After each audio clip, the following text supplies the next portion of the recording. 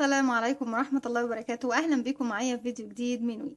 فيديو النهاردة إن شاء الله بناء على طلباتكم. كنتوا كتير طلبتوا مني فساتين للبيبي. فستان النهاردة هنعمله لشخصية سنو وايت. زي ما احنا شايفين فستان جميل جدا لسن أو لعمر 3 شهور، سهل وبسيط، وإن شاء الله أتمنى إن هو يعجبكم.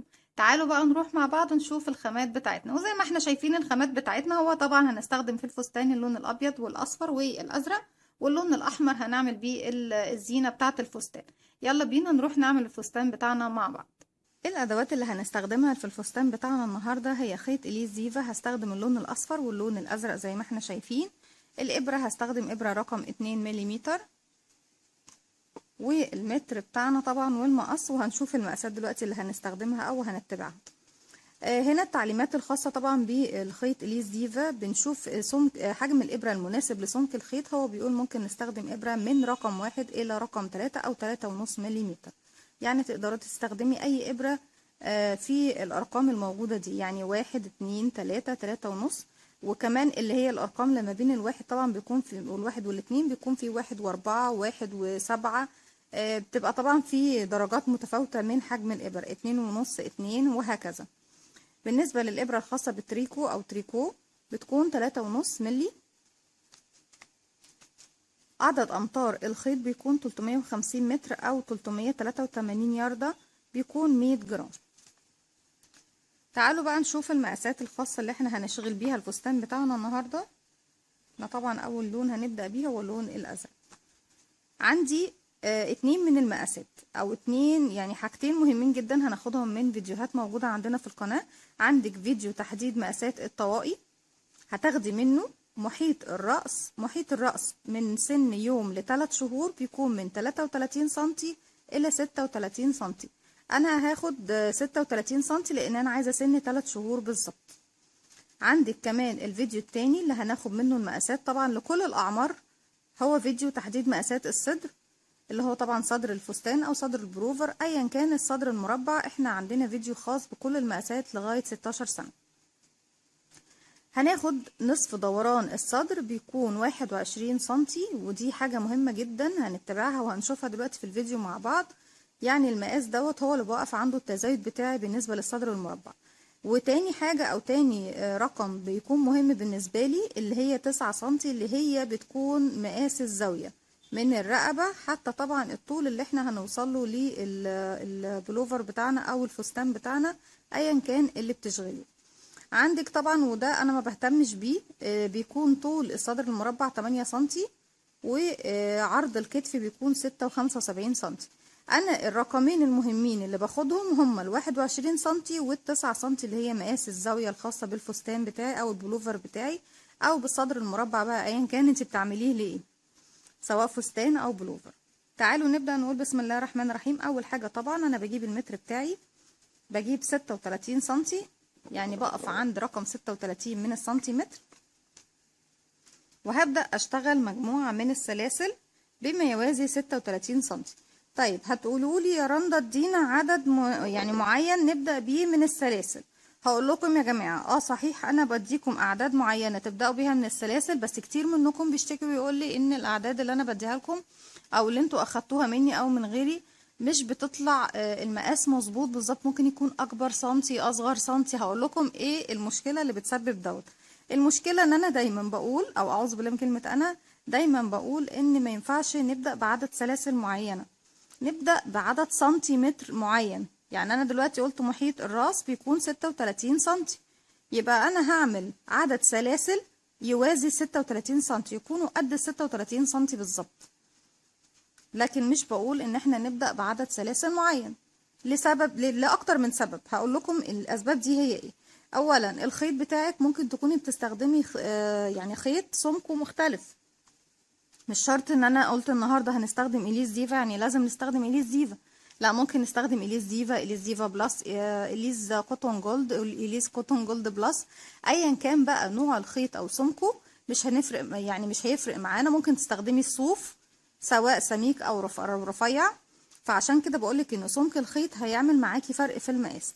تاني حاجة حجم الابرة نفسها، يعني انا استخدمت رقم 2 ملم، انت ممكن تستخدمي 1، تستخدمي 2، تستخدمي 3، ده يرجع لك، مفيش مشكلة. فعشان كده بردك ممكن يختلف حجم ايه الشيء اللي بتشغليه. ممكن تستخدمي نفس الابره ونفس الخيط بنفس السمك، بس بردك المقاس هيختلف. طب ليه يا رندا؟ هقول لكم لان طريقه مسكتك للخيط نفسها بتفرق من شخص للتاني. يعني ممكن في واحده بتكون ايديها بتضيق الشغل شويه، ايديها بتكون حاكمه الخيط جدا والشغل بتاعها بيطلع ضيق. واحده تكون ايديها فرطه كده وبتبحبح كده وبتسيب للخيط مجال، فبيطلع الشغل بتاعها واسع. واحده تكون ايديها في الوسط، يعني خير الامور الوسط، بس طبعا دي مش حاجه هتتحكمي فيها لان ده شغل ويعني اشغال يدويه مش هتقدري تتحكمي فيها كل واحده وتكون ليها ماسكه للخيط، فحجم الشغل بتاعك هيختلف. علشان كده بقول ان دايما نمشي بعدد السنتيمتر. طيب في ناس هيقولوا لي ما عنديش متر، مش مهم المتر. امسكي مثلا دلوقتي عايزين نجيب ال 36 سنتي دول، طب نقيسهم ازاي؟ انا دلوقتي هجيب الطفل اللي عنده 3 شهور، هجيب فتله يعني فتله خيط كده وهلفها على دوران الراس بتاعته. طب دوران الراس بتاعه ده بيكون ازاي؟ بيكون من فوق الحواجب اللي هي مكان القوره، نلف الخيط من المكان دوت لظهر الراس من تحت، اللي هي الجزئيه اللي تحت فيه راس الطفل او راس الشخص اللي بتقيسي له الطاقيه او الفستان او البلوفر. وبتجيبي المقاس طبعا بتقفليه بالشكل دوت، وعلى اساس دوت بتبدأي الصدر بتاع الفستان او البلوفر او الطاقية بتاعتك لو انت هتبدأيها من تحت، وبتقيسي على اساس دوت. طب صدر اللي هو مقاس دوران الصدر، عايزة النص بتاعه، هتجيبي بردك الفتلة وتلفيها حوالين دوران الصدر من تحت الابط بالشكل دوت، وتجيبي النص تقسميها بالشكل دوت، وتجيبي النص وتاخديه وتقيسي عليه البلوفر بتاعك او الفستان بتاعك، مفيش مشكله. بس الاهم طبعا ان احنا نمشي بعدد سنتيمتر او نمشي بالمقاس طبعا الخاص بالدوران، سواء بمحيط الراس او محيط الصدر. عايزه اشتغل مجموعه من السلاسل بما يوازي 36 سنتي او قد 36 سنتي، بسيب مسافه من الخيط، بلف الخيط حلقه بالشكل دوت وبحط ايدي عليها، بدخل بالابره بتاعتي داخل الحلقه، الف الخيط واخرج منها واشد الخيط القصير بقى في عقده بدايه. علشان اعمل سلسله بيكون معايا حلقه على الابره، بلف الخيط واخرج منها كده عملت سلسله، وهكذا 2 3. هكمل انا مجموعه من السلاسل وهقول لكم العدد في النهايه برضه. لكم تاني بالشكل ده زي ما احنا شايفين، عملت مجموعه من السلاسل على قد 36 سنتي بتوعي بالظبط. بقف عند رقم 36 وبكون عندي الصفر عندنا في البداية.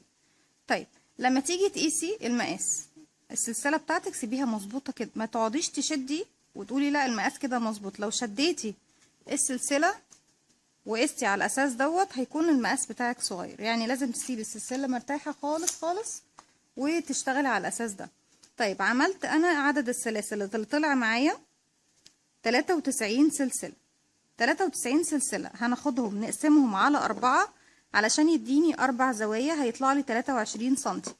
طيب لو طلع لك مثلا رقم مش يقبل القسمة على ال4، زودي سلسلة او سلسلتين او 3 مفيش مشكلة لغاية ما توصلي العدد يقبل القسمة على 4، او تزودي سلسلة لكل زاوية. بالشكل ده تقدري توصلي للعدد بتاعك. يعني مثلا انا لو طلع لي 90 سلسلة وقسمتهم على 4 هيطلع لي 22.5، فكده عندي نص ايه، انا طبعا انا ما عنديش نص سلسلة، يعني هجيب نص سلسلة منين؟ انا عندي سلسلة كاملة. اذا انا هاخد ال 22.5 دول هرفعها ل 23، يعني الرقم 23، بحيث انت لو طلع لك 90 سلسلة هتعملي 23 سلسلة 4 مرات، يعني هتزودي 3 سلاسل وتخليهم 93 سلسلة زي ما طلعوا معانا كده طبيعي. طيب انا دلوقتي عاوزة اقسم على 4، اتفقنا هنقسم على 4 هيكون عندي ايه 23 سلسلة. اشد بس الخيط بتاعي شوية وهاجي بالشكل دوت. ال 23 سلسلة بتوعي هيتقسموا على اي اساس؟ هنشوف التقسيمة بتاعتنا هتكون ازاي. احنا دلوقتي زي ما احنا شايفين معايا 93 سلسلة، هقسمهم على 4 يديني 23 لكل ايه زاوية او كل جنب من الاربع جوانب. طيب انا دلوقتي عايزه اعمل الفستان بتاعي، انا لو هعمله مقفول هيبقى 23 سلسلة في كل اتجاه. لكن انا دلوقتي عايزه اعمل الفستان بتاعي مفتوح او البلوفر مفتوح او اي طبعا صدر مربع يكون مفتوح من فوق عشان يكون سهل ايه تلبسيه او تقلعيه للطفل. معايا طبعا انا عندي هنا الزاويه دي 23، الزاويه الظهر هيكون 23، الجنب التاني الكم التاني هيكون 23، عندي هنا دي 23. هنقسم ال 23 سلسله بتوعنا اللي هم طبعا في الظهر او في الوش. احنا طبعا هنعمل الفتحه بتاعه الفستان من الظهر، وزي ما قلت لك لو عايزاه مقفول هنقفلهم بمنزلقه، يعني هنقفل السلاسل دي كلها بمنزلقه في البدايه هنا، ويبقى المربع بتاعي بالشكل دوت. لكن احنا دلوقتي هنعمله مفتوح. طيب هنقسم ال 23 سلسله دول ازاي؟ ده عدد فردي مش عدد زوجي. يا اما تقسميهم الناحيه دي 11 وهنا 12، او تزودي سلسله وتخليهم 12 و12. تعالوا نشتغل ونبدأ نقول بسم الله. انا طبعا قبل ما اشتغل نشد بس مسافة من الخيط بالشكل دوت. هعد. احنا طبعا في البداية بتكون المكان اللي هنفتحه، يعني هنعد 12 سلسلة او 11 زي ما قلت لكم. 1 2 3 4 5 6 7 8 9 10 11 12. وفي رقم 12 بدخل وبحط ايه العلامة بتاعتي. هعد بعديهم 1 2 3 4 5 6 7 8 9 10 11 12 13 14 15 16 17 18 19 20 21 22 23. ونحط العلامة بتاعتنا التانية. العلامات دي بحطها لان ده المكان اللي هشتغل فيه الزوايا بتاعتي. هرجع تاني اعد 23. 1 2 3 4 5 6 7 8 9 10 11 12 13 14 15 16 17 18 19 20 21 22 23. ونحط الماركر بتاعنا كمان. 1 2 3 4 5 6 7 8 9 10 11 12 13 14 15 16 17 18 19 20 21 22 23.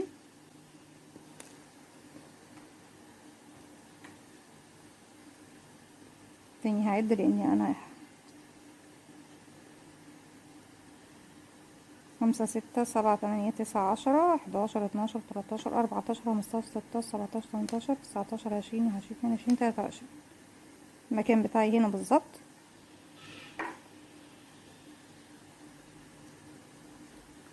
بعد كده معايا 1 2 3 4 5 6 7 8 9 10 11 12 كده مظبوط. انا كده حددت الاربع زوايا بتوعي زي ما احنا شايفينهم بالشكل ده، وهنبدأ نقول بسم الله الرحمن الرحيم ونبدأ نشتغل.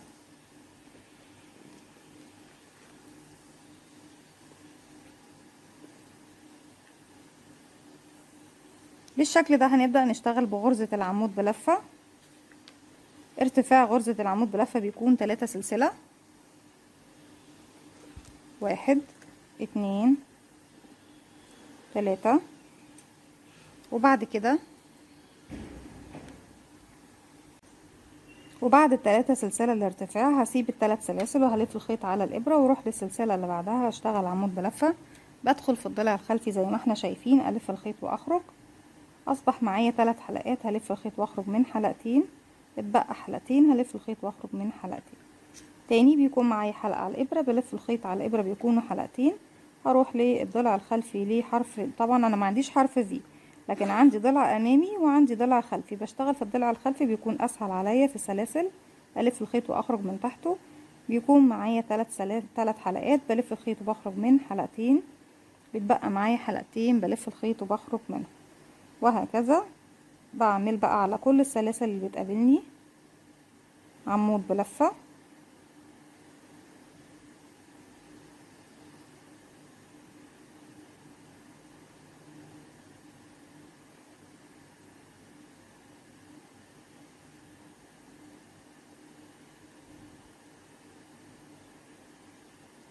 لغاية ما اوصل للزاوية بتاعتي.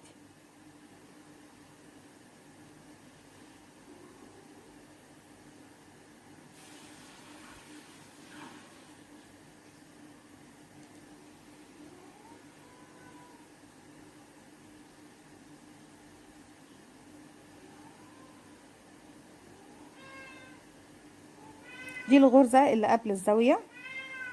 طيب انا دلوقتي اشتغلت عمود بلفة على كل الغرز زي ما احنا شايفين، اتبقت لي ايه؟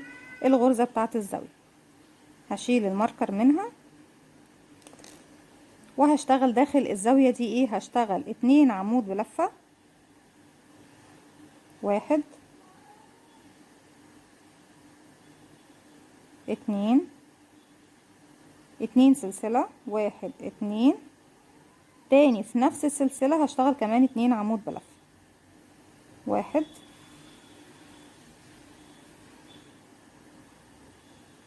2. اصبح كده انا معايا الزاوية اهي. بنبدأ ناخد الشكل المربع. هكمل بقى هنا عندي 23 سلسلة هشتغل عليهم 23 عمود بلفة لغاية ما اوصل للزاوية. هشغل 23 عمود بلفة على 22 سلسلة، وفي السلسلة طبعا اللي فيها الماركر بشتغل 2 عمود بلفة، 2 سلسلة، 2 عمود بلفة.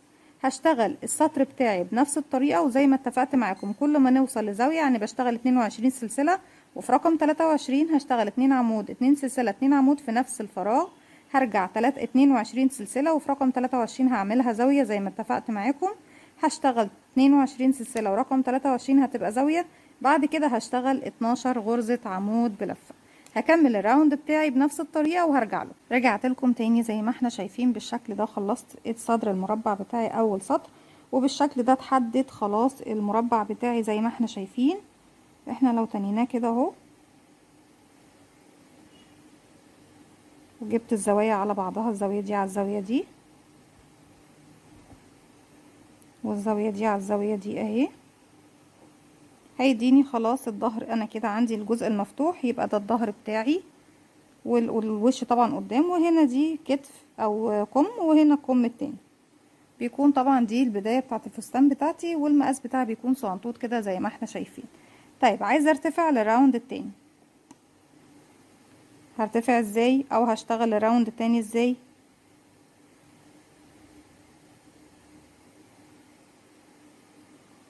بالشكل ده، من نفس المكان اللي انا واقفة فيه زي ما احنا شايفين. هرتفع 3 سلسلة، 1 2 3. انا طبعا اول فراغ مش هشتغل فيه لان ريدي انا اشتغلت فوقيه خلاص ال3 سلاسل بتوعي زي ما احنا شايفين اهو. وهلف الخيط على الابرة وهروح لتاني فراغ، ده الحرف الفي دوت اهو، رقم 7 او حرف الفي رقم 2. اول واحد اشتغلت فوقيه 3 سلاسل، فمش هشتغل هنا تاني يعني الفراغ ده مش هشتغل فيه تاني لاني اشتغلت فوقيه كده كده. هروح للفراغ التاني، هدخل في حرف الفي بشكل طبيعي اهو. بيكون الضلعين عندي على الابرة، بلف الخيط وبخرج. بيكون معايا 3 حلقات، بلف الخيط وبخرج من حلقتين، بلف الخيط وبخرج من حلقتين، وهكذا همشي فوق كل غرزة عمود بلفة بغرزة عمود بلفة زيها لغاية ما اوصل للزاوية بتاعتي زي ما احنا شايفين. بمشي على العدد بتاعي زي ما احنا شايفين بشكل طبيعي، غرزة عمود بلفة فوق كل غرزة عمود بلفة هتقابلني.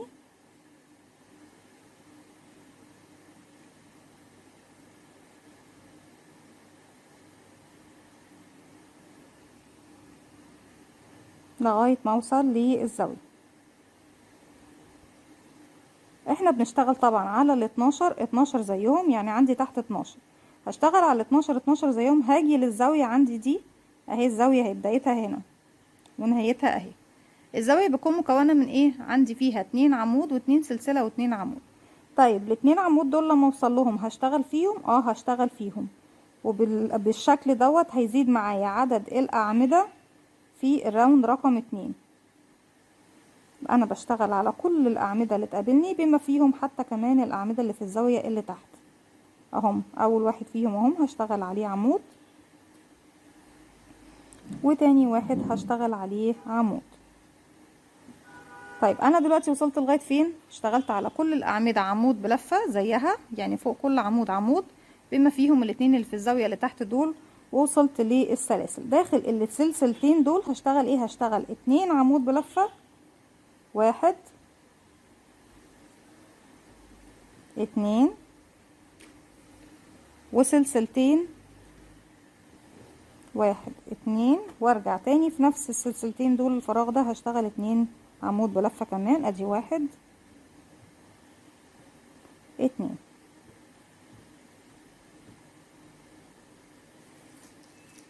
بالشكل ده. اذا انا اشتغلت ايه؟ لو ناخد بالنا عدد الاعمدة اللي تحت زاد من فوق. طب زاد من فوق ليه؟ لان اشتغلت على كل الاعمدة اللي تحت عمود بلفة زيه، بما فيهم طبعا الاتنين اللي كانوا في الزاوية، فطبعا هيديني 2 من فوق زيادة. ورجعت اشتغلت في السلاسل هنا 2 عمود بلفة 2 سلسلة 2 عمود بلفة، اذا هيديني من فوق 2 عمود بلفة زيادة، لان لما هاجي هشتغل لغاية المكان دوت وارجع اشتغل في الزاوية 2 وسلسلتين و2، اذا الحجم هيبدأ يزيد معايا. يبقى التزايد بتاعي بيجي فين؟ بيجي في الزاوية، بيجي في الزوايا اللي موجودة عندي.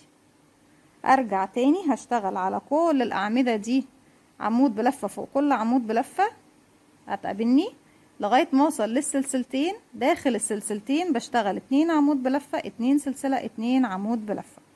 هكمل طبعا الراوند بتاعي بنفس الطريقة، وهكمل كمان اكتر من راوند عليه لغاية ما اوصل لايه، لغاية ما اوصل. احنا بس هكمل السطر دوت وارجع تاني اكمل معاكم السطر اللي جاي ونشوف هنوصل للمقاس بتاعنا قد ايه.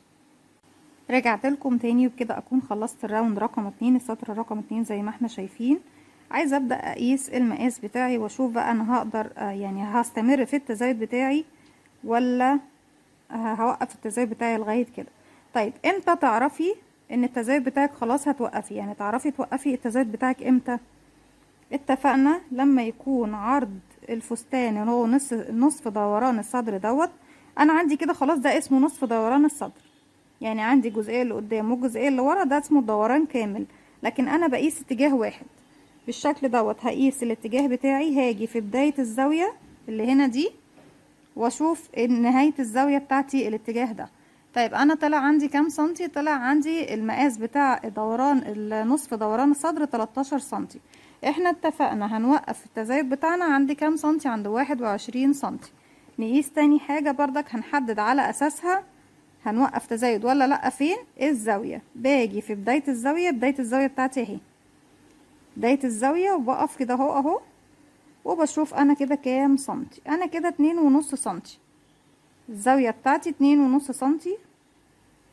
نقيس كمان بطريقة ادق شوية اهي 2.5 سنتي. واحنا اتفقنا الزاوية بتاعتنا تكون كام سنتي؟ تكون 9 سنتي. يعني انا هفضل اعمل تزايد وهشتغل بنفس الطريقة لغاية ما اجي اقيس الاقي عندي الزاوية مقاسها 9 سنتي ونصف دوران الصدر بيكون 21 سنتي. عفوا. هرجع دلوقتي اشتغل بنفس الطريقة اللي احنا بنشتغل بيها.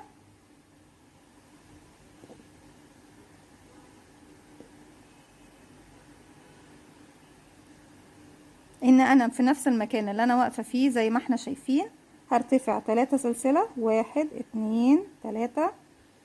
طبعا الفراغ الاول اتفقنا ما بنشتغلش فيه، يعني عندي الفراغ دوت اهو ده مش هشتغل فيه، هشتغل في الفراغ رقم 2. هلف الخيط وهدخل في الفراغ التاني في حرف الفي واشتغل العمود بلفة بتاعي بشكل طبيعي. بيكون معايا حلقة على الابرة، الف الخيط بيكونوا حلقتين. هدخل في الفراغ اللي هشتغل فيه، الفراغ بيكون عندي خلاص واضح وباين اهو. الف الخيط واخرج، بيكون معايا 3 حلقات. الف الخيط واخرج من حلقتين، بتبقى حلقتين الف الخيط واخرج منهم. بشتغل بنفس الشكل ده فوق كل عمود بلفة عمود بلفة زيه، حتى كمان الاتنين اللي في الزاوية زي ما اتفقنا. ولما بوصل للسلسلتين بشتغل داخل السلسلتين 2 عمود بلفة 2 سلسلة 2 عمود بلفة، وبرجع اكمل على كل عمود بلفة بيقابلني عمود بلفة زيه، وهكذا. طبعا في كل زاوية بشتغل 2 عمود بلفة 2 سلسلة 2 عمود بلفة لغاية ما بخلص الراوند بتاعي وبرتفع لراوند تاني. بكمل بالطريقة دي زي ما قلت لكم لغاية ما اوصل المقاس بتاعي يكون 9 سنتي في الزاوية 21 سنتي في نصف دوران الصدر. هكمل الصدر المربع بتاعي، ولما اوصل للمقاس اللي انا محتاجاه هرجع لكم ونشوف بقية الفستان مع بعض. رجعت لكم تاني بالشكل ده بعد ما اشتغلت 7 سطور. هنشوف دلوقتي بقى امتى نوقف التزايد بتاعنا للشغل اللي احنا بنشتغله. زي ما احنا شايفين المقاس اللي احنا اشتغلناه طبعا بيقول ان احنا نقدر نوقف التزايد بتاعنا لما نوصل بالزاوية بتاعتنا ل 9 سنتي، وكمان يكون نصف دوران الصدر 21 سنتي. طيب انا في حاجة اساسية دي ثابتة عندي مش هغيرها خالص. لو وصل عندي الزاوية بالشكل دوت 9 سنتي، هوقف التزايد بتاعي. طب يا رندا ممكن الجزئية اللي هي عند نصف دوران الصدر دي ما تكونش وصلت ل21 سنتي، هنعوضها بطريقة من اتنين، يا اما نشتغل سطر كمان ونبقى كده وصلنا لل21 سنتي، او ان احنا السنتي او ال2 سنتي اللي هيكونوا ناقصين عندك بتعوضيهم تحت ايه البطاط اللي هي تحت مكان الابط. احنا طبعا بنشتغلهم في المكان ده وفي المكان ده، وهوريكم دلوقتي طبعا لو المقاس مش مظبوط معايا ل21 سنتي هنعمل ايه. انا طبعا اهم حاجة عندي ان يوصل الزاوية مقاس الزاوية 9 سنتي بالظبط. نقول بسم الله. انا طبعا قستها قبل كده ولقيت المقاس طلع مظبوط معايا بالظبط. بقف عند الزاوية دي بالصفر بتاعي وباجي هنا وقفت عندي كام؟ ال21 سنتي بالملي. طيب عايزين نقيس بقى المقاس الاهم اللي هو مقاس الزاوية بتاعتي. بحط صفر من فوق والتسعة بتكون اخر حاجة عندي هنا، وهي بردك المقاس ده طلع عندي مظبوط، يعني زي ما يقولوا كده الشغل مظبوط على الشعر. يبقى انا كده خلاص مش محتاجة ازود سطر كمان، مش محتاجة اشتغل تحت الابط اي مجموعة من السلاسل، بس هوريكم ازاي بردك تشتغلوها لو المقاس عندكم ما طلعش مظبوط بالظبط، يعني طلعت الزاوية 9 سنتي وهنا طلع اقل، مفيش مشكلة، هنشوف هنحلها ازاي. انا دلوقتي المفروض ان انا اقفل الفستان بتاعي من الظهر، خلاص هكتفي طبعا بالجزئية دي بس يكون فيها زراير عشان خاطر ممكن هو زرار واحد بس كده هنعمله ان شاء الله بس نخلص الفستان، يكون سهل طبعا ان الطفل يلبس ويقلع براحته. انا كده بعد ما خلصت اخر عمود بلفه مش هرتفع اي حاجه خالص، هروح للسلاسل اللي قدامي في ثالث سلسله ارتفاع، بدخل وبقفل غرزه منزلقه. اصبح كده انا قفلت ايه الظهر بتاعي. من نفس المكان بقى اللي انا فيه هرتفع 1 2 3 وهروح اشتغل في الغرز اللي بعديها في حرف الفي. في كل غرزة تقابلني هشتغل عمود بلفة فوق كل عمود بلفة من تحت لغاية ما اوصل فين؟ لغاية ما اوصل للزاوية، مكان الزاوية بتاعتي. انا كده بعد ما وصلت للزاوية خلاص خلصت كل الاعمدة بتاعتي في المكان دوت لغاية ما وصلت للزاوية. هتعملي ايه يا رندا؟ طيب في حالة لو المقاس بتاعك ناقص سنتي او 2 سنتي هتقسمي الجزئية اللي ناقصة، يعني مثلا لو ناقص 2 سنتي هتقسمي سنتي تحت الباط ده وسنتي تحت ايه الابط التاني. طيب السنتي ده بيكون حوالي قد ايه؟ بنشتغل بقى مجموعة من السلاسل ونشوف السنتي او ال2 سنتي بتوعنا هيكونوا كام سلسلة. انا هشتغل دلوقتي 1 2 3 وانا اعتقد ان السنتي بيكون حوالي 3 سلسلة بالظبط زي ما اتفقنا او زي ما كنت معتقدة. الثلاث سلاسل هيكونوا ايه؟ هيكونوا سنتي. اذا انا هشتغل 3 سلاسل من الناحية دي وهروح فين بقى؟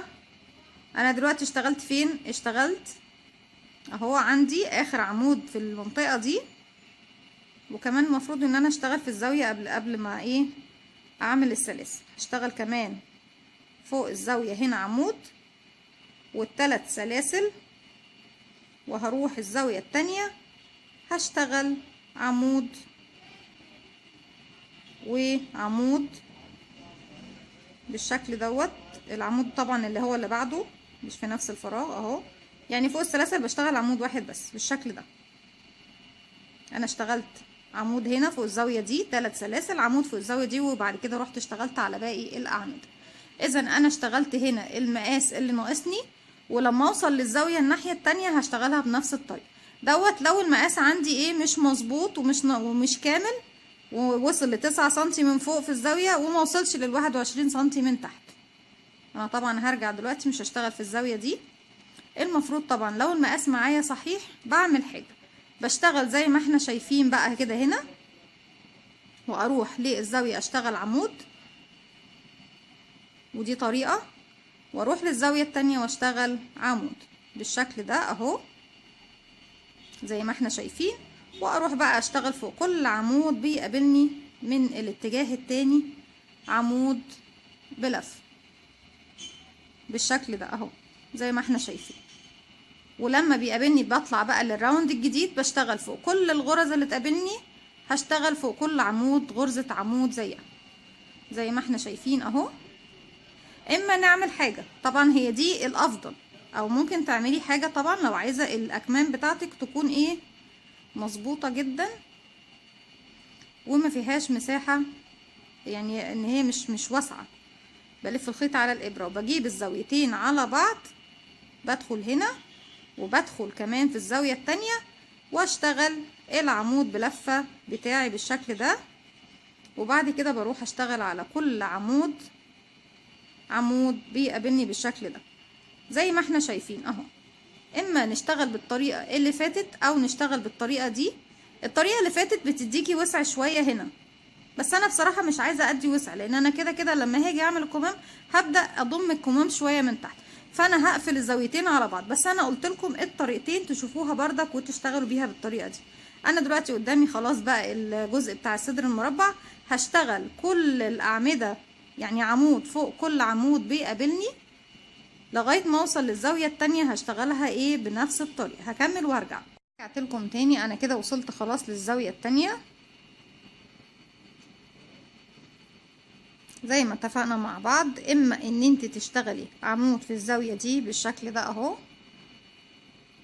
وتروحي في الزاوية التانية على طول،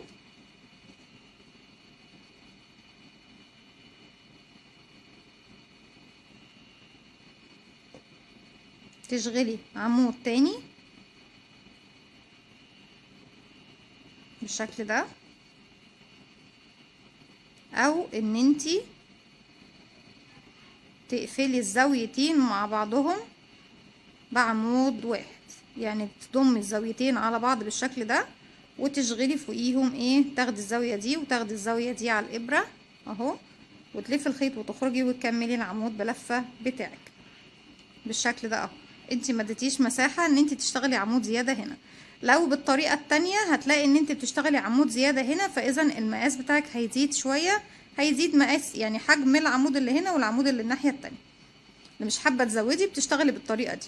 وبكمل بقى فوق كل عمود بيقابلني عمود زيه لغاية ما بوصل للمكان اللي انا بدأت بيه الراوند بتاعي. هكمل وارجع لكم. رجعت لكم تاني بالشكل ده، خلاص وصلت زي ما احنا شايفين لنهاية الراوند بتاعي، وقفلنا خلاص الفستان بتاعنا كده. بنشتغل خلاص بقى بشكل دائري بعد ما حددنا المقاسات بتاعتنا، وصلنا للمقاس اللي احنا طبعا محتاجينه بالظبط. طيب انا دلوقتي عايزه ابدا راوند جديد. بعمل ايه؟ في التالت سلسله ارتفاع بروح واقفل بغرزه منزلقه بالشكل ده اهو، وهبدأ من نفس المكان ارتفع 1 2 3 واروح للغرزة اللي بعدها وهشغل عمود بلفة، وهكذا بقى هكمل عمود بلفة فوق كل عمود بلفة يقابلني. بس طبعا ايه، هنشوف حاجة قبل ما تبدأي السطر الجديد. طبعا انت لو بتشتغلي حاجة فيها الوانات، يعني فيها تغيير الوان، لازم تاخدي بالك المقاس بتاعك هيكون كل لون بتوقفيه فين وتكمليه ازاي. انا اتفقت معاكم ان احنا عاوزين الارتفاع من هنا لغاية الوسط يكون كام؟ 8 سنتي. انا عندي كده 7 سنتي، اذا انا ناقص لي كمان سطر كمان، يبقى انا هشتغل سنتي كمان اللي هو هيكون طبعا سطر معانا زي ما اتفقت معاكم. الثلاث سلاسل بالخيط دوت وبالابره دي بيكون سنتيمتر، يعني هشتغل سطر كمان اهو. انا راوند بتاعي بقى خلاص، انا بشتغل غرزه على كل غرزه، وهتلاقوا حتى كمان هنا ايه فوق الغرز عندي في المكان ده هيكون طبعا فوق كل غرزه حرف الفي كامل، بشتغل فوق كل غرزه زيها بالظبط. انا ما عنديش حاجه زياده هنا اشتغل فيها، فاذا السطر بتاعي كله هيكون دوران كامل بنفس غرزه العمود بلفه بطريقه سهله وبسيطه، وما عنديش حاجه خلاص هقدر يعني هحددها، لا مقاسات ولا هنشوف المكان بتاع تحت الابط هنربطه مع بعض ازاي ولا اي حاجه خالص. هكمل لغايه ما اوصل لنهايه الراوند، وبعد كده هرجع لكم نضيف اللون الجديد مع بعض. رجعت لكم تاني، وبكده اكون خلصت الراوند التاني. لسه ما قفلتوش طبعا علشان خاطر لسه لو وصلنا ل 8 سنتي هنضيف اللون الجديد بتاعنا.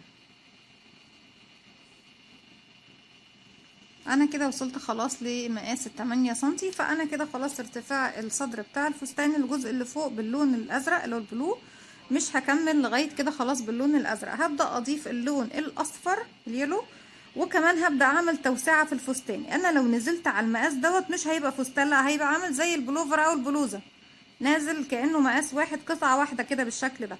اذا انا محتاجة الفستان بتاعي يجي كده يزيد، يعني يديني جزئية جاية بميل كده شوية، ويبدأ يوسع معايا يديني كشكشة شوية. طيب هنعمل ايه علشان نضيف اللون الجديد؟ انا طبعا كنت اشتغلت اخر عمود عندي، لو هكمل باللون الجديد هقفل بغرزة منزلق. انا دلوقتي شلت العمود الاخير تاني. طب ليه يا رندا شلت العمود الاخير تاني؟ علشان لما ببدأ اضيف لون جديد لازم اضيفه في اخر غرزة بشتغلها في السطر اللي قبل اللي انا هضيف فيه اللون الجديد. بلف الخيط على الابرة وبدخل في الغرزة الاخيرة عندي اهي، الف الخيط واخرج. اصبح معايا كام؟ 3 حلقات. هلف الخيط واخرج من حلقتين، اتبقى حلقتين هسيبهم معايا على الابرة،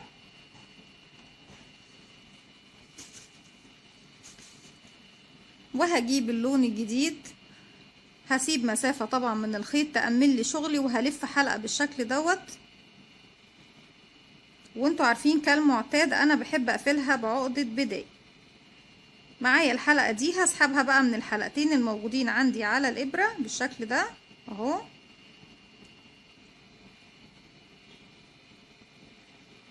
واروح فين؟ هروح بقى فين؟ تالت سلسلة اهي، هدخل فيها وهخلي كمان طرفين الخيط معايا على ظهر الابرة اهو، وهلف الخيط واخرج بغرزة منزلقة بالشكل ده. انا كده اضفت اللون الجديد في نهاية الغرزة القديمة. طيب من المكان ده بقى هبدأ اشتغل. هرتفع 1 2 3 كده. انا اشتغلت اول عمود بلفة عندي زي ما احنا متعودين نشتغل. هروح للغرزة اللي بعدها واشتغل عمود بلفة، بدخل في حرف الفي وبخلي طرفين الخيط معايا اهم علشان خاطر اشتغل عليهم وما يكونش في حاجه باينه عندي في الشغل من قدام يعني او من ورا، يكون الشغل بتاعي نضيف. هلف الخيط واخرج من تحتهم واكمل الغرزه بتاعتي بشكل طبيعي كده. اشتغل 1 2 3.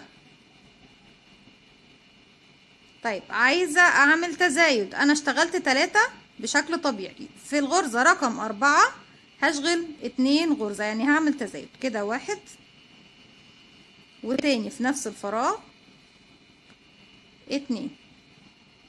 انا كده خلاص بقى مش عاوزة اللون الازرق، هشيل. فاضل معايا طرفين الخيط اهم، هتاني اشتغل عليهم، بيكونوا في ظهر حرف الفي معايا كده، بشتغل عليهم لغاية ما ايه اخفيهم خالص. انا كده طبعا عشان اعمل تزايد بشتغل 1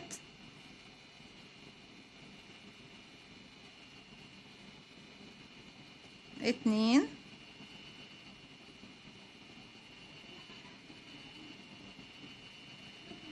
3. مش عايزة طبعا ايه الخيط بتاعي يبان بالشكل ده من قدام. هو كده بالشكل ده خلاص هو اختفى معايا، بس عشان كمان ما يطلعليش من الشغل باجي من تحت اي غرزة واسحبه طبعا ايه في الداخل.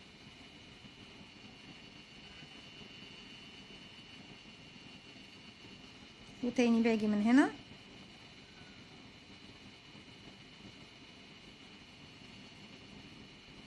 تحت الحلقات، بس انا بحاول ادخل تحت الحلقة دي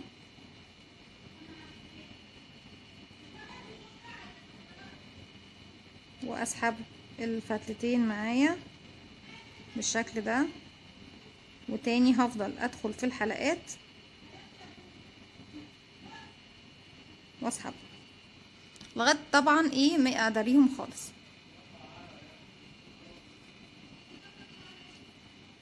الغرزه دي طبعا طلعت واسعه، مش عايزين الشغل يكون واسع معانا. كده اشتغلت كام غرزه؟ دي 1 2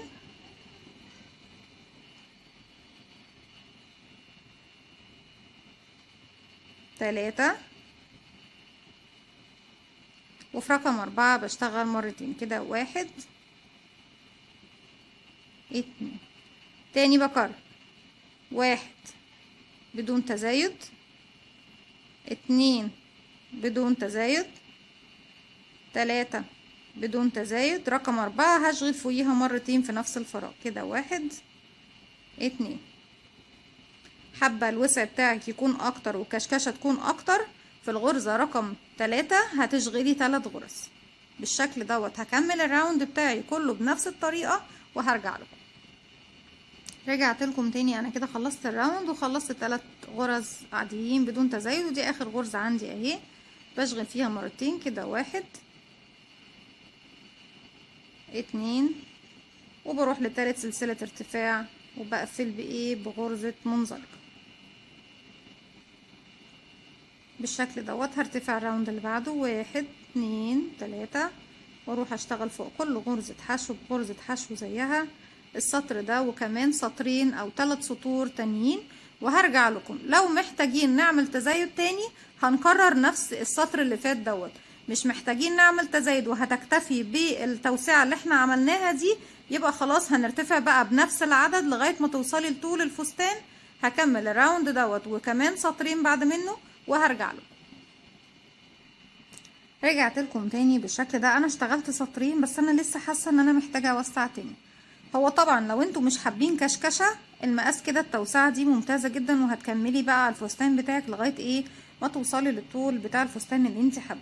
لكن انا حابه ان احنا نعمل شويه كشكشه، يعني عايزه كمان الوسع بتاعي يكون اكتر شويه.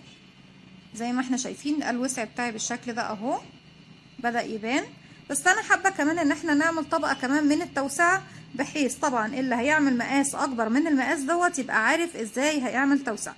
طيب التوسعه بتاعتنا بنشغل 3 سطور بنفس العدد اللي بنشغله، والسطر الرابع بنعمل تزايد. التزايد بتاعي بيكون ازاي؟ بيكون ان انا بشغل 3 غرزه بدون تزايد، وفي الغرزه رقم 4 بشغل تزايد. انا طبعا ارتفعت ال3 سلاسل، ودي اول غرزه عندي، دي رقم 2،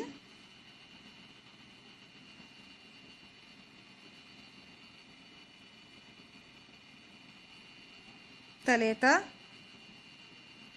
وفي رقم 4 بشغل مرتين كده، 1 2، وهكذا بقى. هكمل السطر بتاعي كله، 1 بدون تزايد، 2 بدون تزايد، 3 بدون تزايد، رقم 4 بشغل فوقيها مرتين كده، 1، وتاني في نفس الفراغ 2. خلص الراوند بتاعي بنفس الطريقة، مش هعمل تزايد تاني لان المقاس بتاعي كده هكتفي بالتزايد دوت خلاص. هرتفع حوالي 5 سطور او 6 سطور، هشوف الطول طبعا اللي هشوفه مناسب للفستان، وبعد ما اوصل للطول اللي احنا حابينه هرجع لكم نضيف اللون الابيض مع بعض ونعمل الاطار الاخير للفستان، وبعد كده طبعا نعمل الاكمام مع بعض. رجعت لكم تاني، وبالشكل ده ارتفعت 13 سطر باللون الاصفر، وكمان عملت ايد من يعني كم من الاكمام بالشكل ده. وهقول لكم لو طبعا عاوزينه بكم، يعني لو في الشتاء وهتعملوه بكم نعمله ازاي. انا في المرحله دي المفروض طبعا ان اضيف اللون الابيض. انا طبعا اسفه اني ما قلتش في البدايه ان احنا بنستخدم كمان اللون الابيض، بس احنا بنعمل 3 سطور باللون الابيض. انا دلوقتي بيكون معايا اخر غرزه بلف الخيط على الابره، بيكون معايا حلقه بلف الخيط على الابره، هدخل في حرف الفي عادي بتاع اخر غرزة، الف الخيط واخرج. بيكون معايا 3 حلقات، الف الخيط واخرج من حلقتين، وهخلي اخر حلقتين معايا على الابرة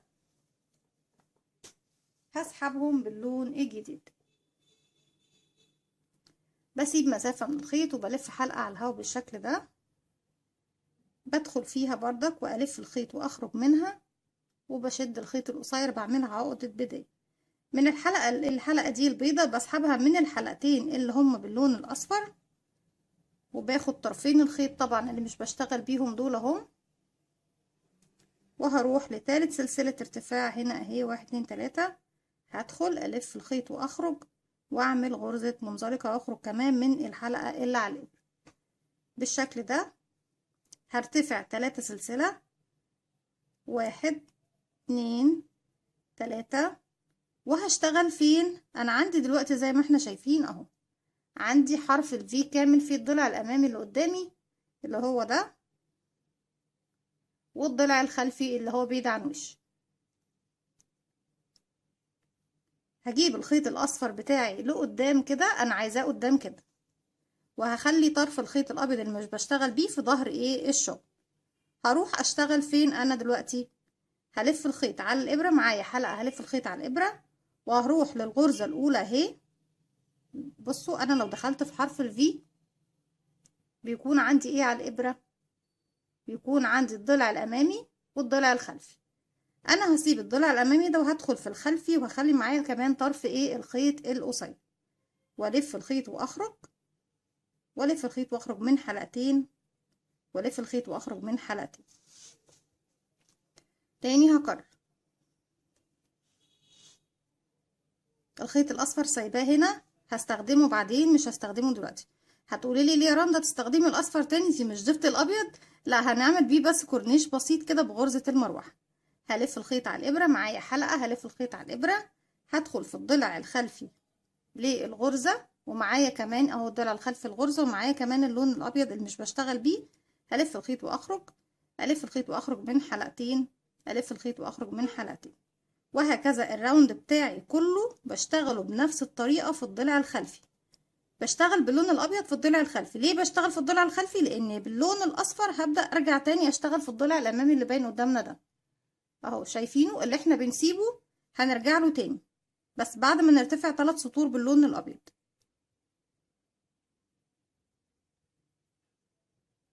اخر غرزة هشغلها معاكم اهي، وبعد كده هسيبكم وهكمل الراوند بتاعي كله بغرزة عمود بلفة في الضلع الخلفي من الغرزة.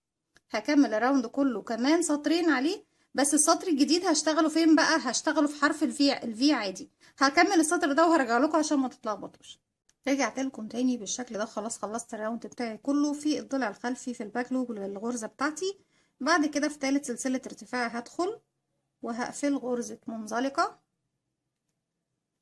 ومن نفس المكان هرتفع 1 2 3 سلسلة. الراوند اللي جاي والراوند اللي بعده بشتغله فين بقى؟ بشتغله فين؟ في حرف الفي اهو، يعني زي ما بشتغل اي غرزة عادية خالص. بدخل في حرف الفي، الف الخيط واخرج، الف الخيط واخرج من حلقتين، الف الخيط واخرج من حلقتين. تاني بكرر حلقة على الابرة، لفة كمان يبقوا حلقتين، هدخل في حرف الفي كامل، الف الخيط واخرج، اصبح معايا 3 حلقات بلف الخيط وبخرج من حلقتين، اتبقى حلقتين بلف الخيط وبخرج منهم. بكمل الراوند بتاعي كله، ولما بوصل لنهاية الراوند بقفل بمنزلقة في 3 سلسلة وبرتفع 3 سلسلة، وبروح اشتغل فيه كل الغرز اللي تقابلني عمود بلفة زي عمود بلفة تحته بالظبط. هكمل السطر دوت والسطر اللي بعده وهرجع لكم نعمل ايه غرزة المروحة الأخيرة مع بعض. رجعت لكم تاني بالشكل ده، خلاص خلصت ال3 سطور زي ما احنا اتفقنا مع بعض. هروح لتالت سلسلة ارتفاع هدخل فيها، هلف الخيط واخرج منها، واخرج كمان من الحلقة اللي على الابر. في المرحلة دي خلاص انا كده ايه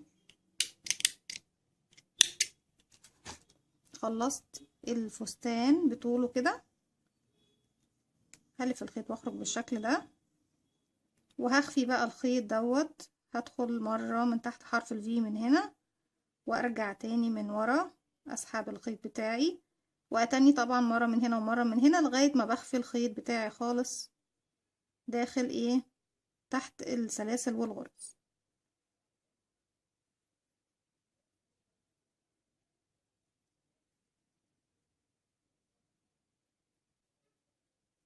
بالشكل ده.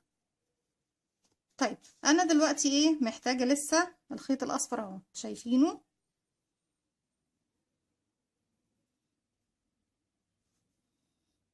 بالشكل دوت. انا هدخل اهي، دي اول غرزة باينة قدامي اهي الضلع الامامي، هلف الخيط واخرج بالشكل ده واعمل سلسلة نفس المكان هو هدخل واعمل غرزة حشو بالشكل ده. بعد غرزة الحشو هعمل ايه؟ هلف الخيط على الابرة وهفوت 1 2 واروح لرقم 3 تاني، هقرب منكم شوية اهو. هفوت الغرزة دي واللي بعدها واروح لرقم 3 واشتغل 5 أو 6 عمود بلف كده. 1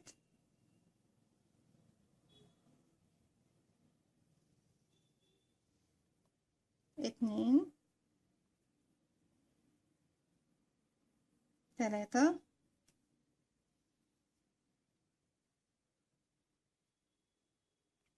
4 5 6.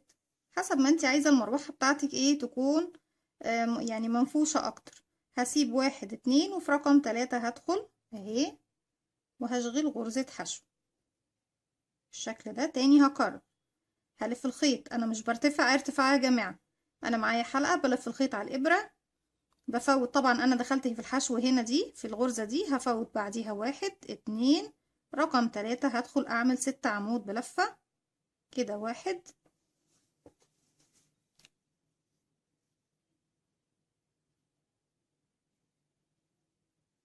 2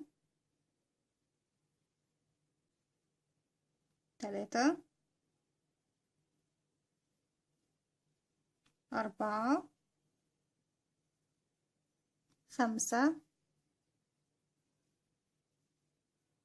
6. هفوت ايه، هفوت 1 2 ورقم 3 هدخل وهعمل غرزة حشو بالشكل ده اهو. تعالوا بقى لما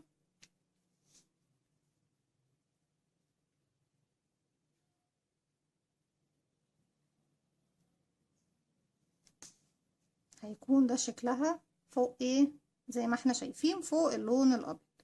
هكمل الراوند بتاعي كله بنفس الطريقة بحيث ان السطر بتاعي كله يكون بالشكل دوت.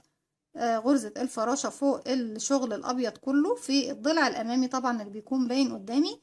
بشتغل حشو وبعد كده بفوت غرزتين، في التالتة بروح اشتغل 6 عمود بلفة، بفوت بعديهم غرزتين وبروح في اللي بعدها واشتغل غرزة حشو. هكمل الراوند بتاعي كله بنفس الطريقة وهرجع لكم نعمل الاكمام مع بعض. رجعت لكم تاني انا كده في النهاية. شايفين في النهاية انا ملقتش عندي غير 3 غرز بس. طيب انا عايزة اعمل المروحة بتاعتي، اذا انا هسيب واحدة منهم بس وهروح في رقم 2 هشتغل 5 عمود بلفة او 6. 1 2 3 4 5. خليهم 5 لان المكان ايه صغير. وهروح للي بعدها او مش اللي بعدها، هروح لاول غرزة حشو انا ارتفعتها واقفل بايه، بغرزة منزلقة بالشكل ده بحيث يكون الشكل بتاعي مظبوط وتمام. بعد طبعا ما بخلص الشغل بتاعي بسيب مسافة من الخيط وبقص الخيط بتاعي. الحلقة اللي على الإبرة دي بلف الخيط واخرج منها. بعد كده هسحب الخيط بتاعي من جوه وهبدأ انضفه ايه من تحت. بدخل طبعا تحت الغرز واسحبه وهكذا. طبعا بفضل بقى ايه ادخل تحت الغرز واسحبه. ولو معاكي ابرة التنظيف بتسيبي مسافة، يعني مسافة كافية من الخيط اطول من كده شوية، وبإبرة التنظيف بتنضفيه بالشكل ده. مش هطول عليكم، المهم احنا عرفنا الطريقة.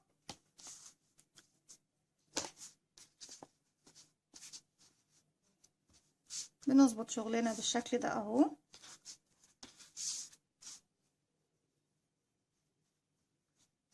شغلنا من ورا ومن قدام مظبوط الحمد لله تمام جدا وشكله تحفة. طيب عايزين بقى نعمل الاكمام. شايفين الكم بتاعنا جاي شكله ايه؟ طبعا مع اللبس بيبقى باين ان هو منفوخ كده وشكله جميل. انا بيكون عندي الكم بالشكل دوت. ببدأ اعمل تناقص في اماكن معينة. طب ايه هي الاماكن يا رندا اللي هنعمل فيها تناقص؟ انا جبت الكم بتاعي بالشكل ده طبعا بشكل عفوي جدا، انا ما عدتش ارقام. انا جيت هنا في النص بالظبط عند الكم في النص وحطيت ماركر على اليمين وماركر على الشمال، وفوق كده بالنسبة للكم حطيت بردك الماركر بتاعي. طيب انا ليه عملت كده؟ لان الاماكن دي انا هعمل فيها تناقص بحيث ان انا اضم ايه الكم بتاعي. عايزين الخيط الكحلي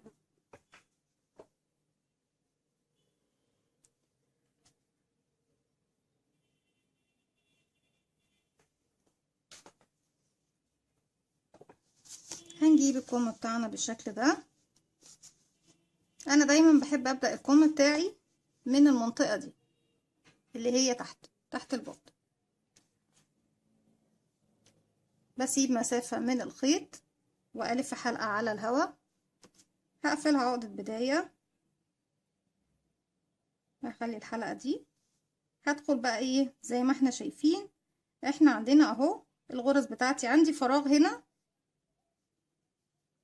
انا في المنطقة دي شايفين عندي ايه، عندي فراغ هنا وعندي فراغ في النص. هدخل في الفراغ اللي في النص ده، الحلقة اللي في النص، وهسحب الخيط بتاعي جوه.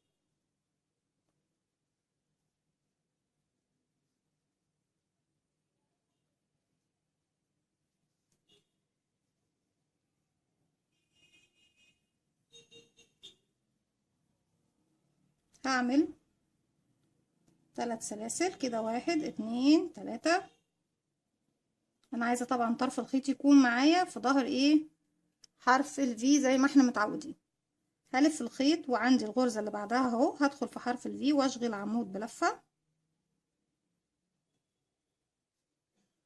وعمود بلفة فوق كل عمود بلفة هيقابلني.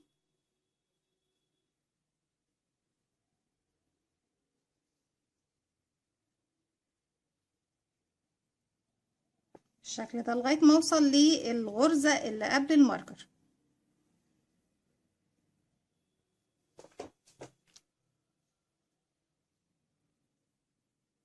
كده انا وصلت للغرزة اللي قبل الماركر. طبعا لسه ما اشتغلتهاش، هشيل الماركر لان انا طبعا عارفة مكانه فين دلوقتي. عفوا. هلف الخيط، انا معايا حلقة، انا هعمل تناقص دلوقتي في الثلاث غرز، غرزة الماركر والغرزتين اللي قبليها واللي بعدي. انا معايا حلقة على الابرة، هلف الخيط، هدخل في حرف الفي عادي كأني بشتغل غرزة عادية، الف الخيط واخرج. معايا 3 حلقات، هلف الخيط واخرج من حلقتين ومش هكمل العمود. هلف الخيط وادخل الغرزة اللي بعدها، الف الخيط واخرج، الف الخيط واخرج من حلقتين، وهسيب الحلقة الأخيرة على الإبرة مش هكمل العمود. العمود الثالث بلف الخيط وبدخل في الغرزة بتاعتي في حرف الفي، ألف الخيط وأخرج، ألف الخيط وأخرج من حلقتين ومش هكمل إيه غرزة العمود بتاعتي. أصبح معايا 3 حلقات بتوع ال3 أعمدة اللي أنا اشتغلت نصهم والحلقة الأساسية على الإبرة. هلف الخيط وأخرج منهم كلهم مرة واحدة. هلف الخيط وأروح للعمود اللي بعده، أشتغل عمود عادي، واللي بعده عمود عادي، وهكذا اللي بعده عمود عادي لغاية ما بوصل للغرزة اللي قبل الماركر. ولما بوصل لغرزة اللي هي الغرزة اللي قبل الماركر باخدها وباخد الغرزة بتاعة الماركر والغرزة اللي بعدها بعمل فيهم تناقص. هكمل وبرضك الطريقة دي بعد كده بكمل عمود بلفة على عمود بلفة. ولما نوصل طبعا للثلاث غرز اللي عند الماركر اللي قبله واللي بعده غرزة الماركر بعمل فيهم تناقص بنفس الطريقة اللي احنا شفناها. هعمل معاكم كمان مرة عشان بس ايه ما يبقاش فيها اي لخبطة. اكمل عمود بلفة على كل عمود بلفة بيقابلني.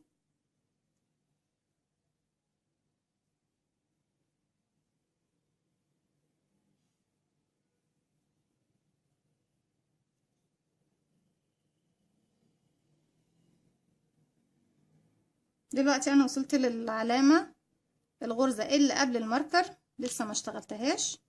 هلف الخيط على ابرة، انا معايا الحلقة الاساسية دي اهي حلقة، هلف الخيط بقى حلقتين، ادخل في الغرزة اللي هشتغل فيها، الف الخيط واخرج من تحت. معايا 3 حلقات، هلف الخيط واخرج من حلقتين. الحلقة الاخيرة مش هكملها، يعني مش هلف الخيط واخرج من 2، لا هسيبها معايا على الابرة والف الخيط تاني على الابرة وادخل في الغرزة اللي بعدها. عفوا. الف الخيط واخرج، معايا 3 حلقات، الف الخيط واخرج من حلقتين، هسيب الحلقة الاخيرة على الابرة مش هكمل. هلف الخيط على الابرة وهدخل في الغرزة رقم 3، الف الخيط واخرج، الف الخيط واخرج من حلقتين واسيب الحلقة الثالثة على الابرة. كده اصبح معايا ال3 اعمدة 3 حلقات بتوعهم، ومعايا كمان الحلقة الاساسية على الابرة، اذا 4 حلقات على الابرة. هلف الخيط واخرج منهم هما الاربعة، 1 2 3 4، والف الخيط واروح اشتغل الغرزة اللي بعدها زي ما احنا شايفين عمود بلف عادي، وهكمل لغاية ما اوصل لنهاية الراوند وهاجيلكم. رجعت لكم تاني وكده اكون خلصت الراوند بتاعي. في تالت سلسلة ارتفاع هدخل وهقفل بغرزة منزلقة، لسه هرتفع تاني 3 سلسلة، 1 2 3. هعمل تناقص كمان الراوند دوت. انا مش عاملة علامات لاني خلاص انا عارفة الاماكن اللي انا ايه عفوا عملت فيها تناقص. هفضل اشتغل على كل عمود بلفة يقابلني عمود بلفة زيه بالشكل ده اهو، لغاية طبعا ما اوصل للمكان اللي قبل الغرزة اللي احنا عملنا فيها التناقص اللي فيها 3 اعمدة مع بعض، بس قبليها بغرزتين. يعني تحت كنا بنعمل قبليها بغرزة واحدة، هنا هعمل قبليها بغرزتين. لو طبعا المقاس معاكي اكبر هتعملي قبليها بغرزة، يعني زي اللي احنا عملناه تحت ده هتكرري السطر ده كمان سطرين او 3، نفس التكنيك او نفس الاسلوب اللي احنا اتبعناه تحت. لكن طبعا لو المقاس صغير زي ما احنا عملنا الفستان بتاعنا دوت، انا الغرزة بتاعتي اهي قبليها بغرزتين، دول الغرزتين اللي قبليها هلف الخيط واعمل فيهم تناقص اهو. اول غرزة بعمل نصها، وتاني غرزة بعمل نصها، والغرزة نفسها هي اللي عملناها تناقص تحت فيها 3 عمود بلفة هعمل نصها، والغرزتين اللي بعديها كمان هعمل نصها. اذا انا عملت 5 غرز مع بعض، يبقى معايا 1 2 3 4 5، والحلقة الأساسية على الإبرة يبقوا 6. هلف الخيط واخرج منهم كلهم مرة واحدة، هلف الخيط واروح للعمود اللي بعدهم واشتغل عمود بلفة، وهكمل بنفس الطريقة لما اوصل طبعا للغرزتين اللي قبل الغرزة اللي بنعمل فيهم تناقص باخدهم، وباخد غرزة التناقص والاتنين اللي بعدها كلهم في لفة واحدة، وبعد كده بكمل فوق كل عمود عمود بلفة. لما بوصل لنهاية الراوند بقفل في السلسلة رقم 3. هكمل الراوند ده وهرجع لكم نكمل الكم مع بعض. رجعت لكم تاني وخلصت خلاص الراوند بتاعي. في نهاية الراوند بقفل طبعا بغرزة منزلقة، هرتفع 1 2 3. السطر اللي جاي دوت والسطر اللي بعده سطرين، يعني هشتغل سطرين غرزة عمود فوق كل غرزة عمود، مش هعمل تناقص تاني. خلاص انا اكتفيت بالتناقص دوت والمقاس كده معايا مظبوط. بالشكل ده هشتغل غرزة عمود على كل غرزة عمود بتقابلني لمسافة سطرين. اشتغل السطر دوت وبعد كده في نهايته بقفل بمنزلقة في 3 سلسلة وبرتفع 3 سلاسل، وبعمل السطر اللي بعده بنفس الطريقة، عمود بلفة فوق كل عمود بلفة بيقابلني لغاية ما اخلص الراوند. 2 راوند دوت واللي بعده بنفس العدد، مش هنقص تاني. هكمل وهرجع لكم. رجعت لكم تاني بالشكل ده، خلاص خلصت الكم التاني. المرحلة اللي جاية دي بقى ايه؟ عايزين نقفل المكان اللي هو ايه بتاع الظهر. نقفله ازاي يعني؟ ما هو مقفول؟ لا طبعا هو مش مقفول، احنا لازم طبعا ننضفه ونجهزه ونعمل كمان يعني مكان عروة للزرار اللي هنحطه. عندي طبعا اول غرزة اهي بدخل فيها بالشكل ده، وزي ما بدخل الخيط في كل مرة بدخل طرفين الخيط اهو، الطرف اللي بدأت بيه الفستان كله والطرف كمان الجديد معايا اهو. هرتفع سلسلة. انا دلوقتي هشتغل على ايه؟ انا عندي دلوقتي عرض العمود بلف، هشتغل عليه. عرض العمود بيكون 3 سلسلة، يعني هشتغل عليه 3 حشو. انا مش عايزة الحشو يكون واسع أوي، فهشتغل على العمود على عرض العمود 2، والمكان ده اللي فيه العقدة دي هدخل واشتغل غرزة حشو التالتة. تاني العمود اللي بعده اهو بدخل واشتغل 2 حشو، ادي 1 2، وفي المكان ده بشغل. طبعا احنا ايه بيبقى في سطر فيه مكان للعقدة دي وفي سطر مفيهوش. السطر المفيهوش خلاص هروح للغرزة اللي بعدها واشتغل 2 حشو على عرض العمود نفسه. عرض العمود انا عارفة ارتفاعه 3 سلسلة، بس انا مش عايزة عدد الغرز بتاع الحشو يكون كتير. بحاول طبعا اخفي الخيط معايا.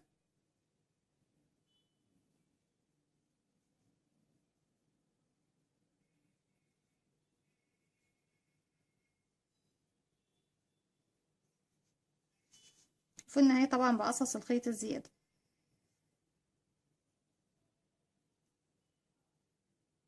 لغاية طبعا ما بوصل ايه دي الاتجاه ده التاني.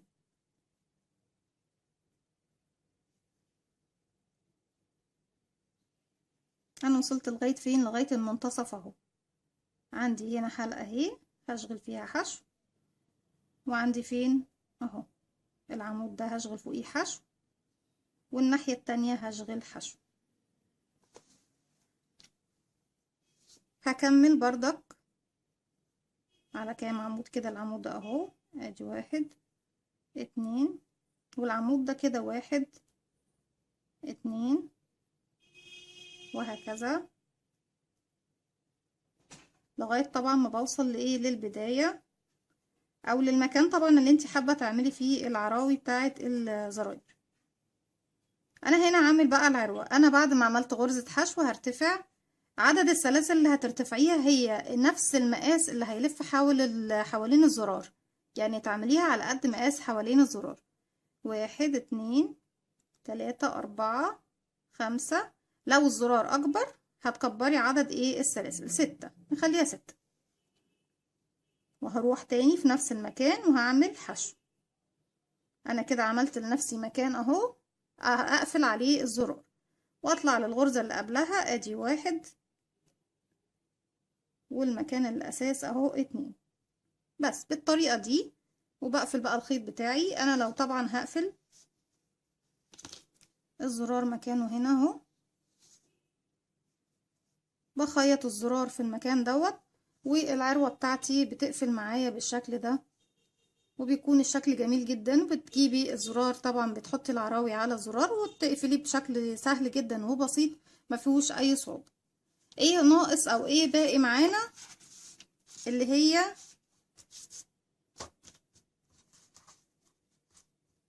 الوردة او الشكل اللي بيكون ايه، عامل زي نقطة المية دوت، اللي بنحطه على الفستان نزينه بيه.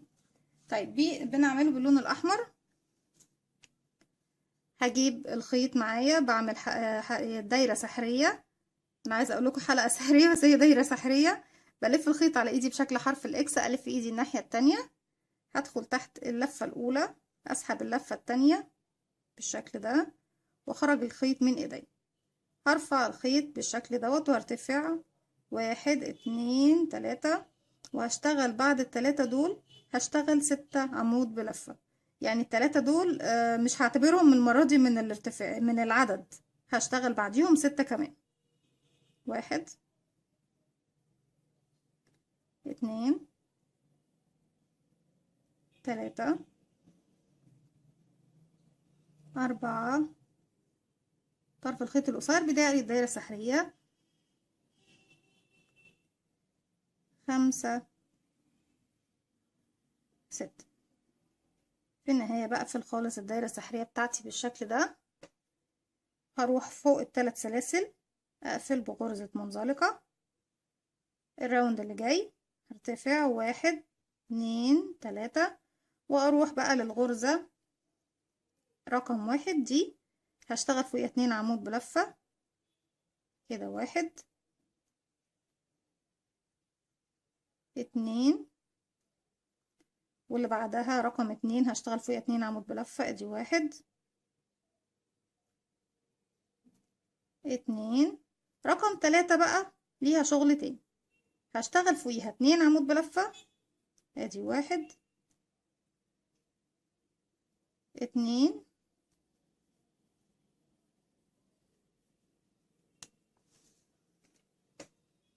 وعمود بلفتين في نفس الفراغ،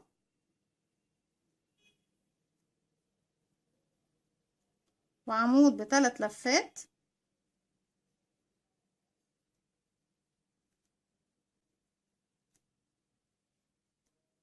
وارجع تاني عمود بلفتين. كل ده في فراغ واحد زي ما احنا شايفين، انا ما روحتش لحلقة تانية. وفي النهاية 2 عمود بلفة بردك في نفس الغرزة رقم 3، ادي 1 2. والغرزة اللي بعدها هنشغل فيها مرتين عمود بلفة، 1 2. دي رقم 4. رقم 5 2 عمود بلفة، دي 1 2. رقم 6 2 عمود بلفة، ادي 1 2. لو حابين كمان في العمود اللي هو ب3 لفات تشغلوا فوقيه بغرزة بيكو، مفيش مشكلة، وهيبقى شكلها حلو جدا وتزود كمان الشكل معاه. بالشكل دوت بتكون شكل غرزة نقطة المية سوري. بلف الخيط وبخرج، وطبعا بقى بنضف الخيط من الخلف في النهاية.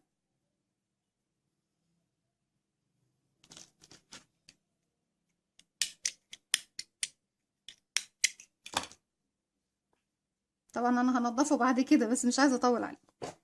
وبزين بيه الفستان بتاعي، بنحطه زي بالظبط ما هو موجود في الصورة عندنا. دي كانت فكرة الفيديو بتاعي النهاردة، اتمنى يا رب ان هو ينول اعجابكم.